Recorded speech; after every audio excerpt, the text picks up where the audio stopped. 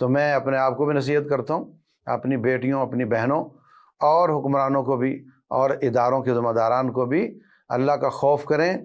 رسول اللہ صلی اللہ علیہ وسلم فرماتے ہیں کوئی شخص جس کو اللہ تعالیٰ کسی ادارے کا یا کسی حکومت کا یا کسی سیٹ اپ کا ذمہ دار بناتا ہے، یسترعیہ اللہ رعیۃ، اللہ اس کو ذمہ دار بناتا ہے، یموت یوم یموت وہو غاش لرعیتہ، جب بھی مرتا ہے وہ اپنے رعیت کے ساتھ، اپنے رعایا کے ساتھ خیانت کر رہا ہوتا ہے، اپنی ڈیوٹیاں پوری نہیں کر رہا ہوتا، الا حرم اللہ علیہ الجنہ، اللہ اس پہ جنت کو حرام کر دیتا ہے۔ تو ہمیں پوچھا جائے گا کلکم راع وکلکم مسئول عن رعیتہ، سب ذمہ دار ہیں، سب سے پوچھا جائے گا کہ تو نے یہ کام کیوں کیا تھا۔ ہمیں اللہ کا خوف چاہیے اور ان بچیوں اور بچوں کو اللہ کی امانت سمجھتے ہوئے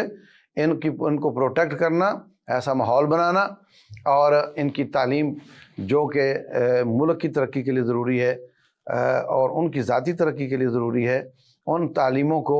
سہل کرنا، آسان کرنا، اور جو آلائشیں ساتھ لپٹ چکی ہیں ان سب کا سدباب کرنا، یہ ہر ذمہ دار کی ذمہ داری ہے۔ پولیس کی، وزیر داخلہ کی اپنی طور پہ ہے، اور یونیورسٹی کے ذمہ داران کی اپنی طور پہ ہے، اور اوورآل حکمرانوں کی اپنے طور پہ ہے۔ سب کو اپنے اپنی ذمہ داریاں ادا کرنی چاہیے تاکہ عوام کا ان اداروں سے اعتماد ختم نہ ہو جائے، بلکہ جو یوزفل اور مفید قسم کے علم ہیں وہ چلتے بھی رہیں اور اس سے ملک اور قوم کو فائدہ بھی ہوتا رہے۔ اللہ تعالیٰ سمجھنے اور عمل کرنے کی توفیق